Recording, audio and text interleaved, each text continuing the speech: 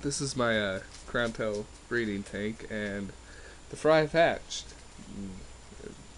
Those little black specks right there, right above my fingernail, are actually fry.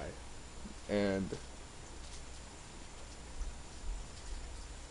they've hatched, and the plants right there actually have quite a few fry there. Let's see if I can get some of them bouncing up and down. See it? If the male would move, you can see him moving right there. It's actually pretty cool. And there's a bunch of them lined up against that edge of the cup. But they've successfully hatched, and I'm waiting for them to start swimming freely. Free swimming, which basically means swim like a fish swims. But their fins have to develop and all that. But they've hatched.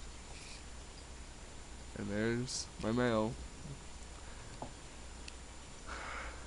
I'm concerned, kind of, because I want to get them out as soon as I can, because he has not eaten in about 4 days, and he will gobble them up like candy. But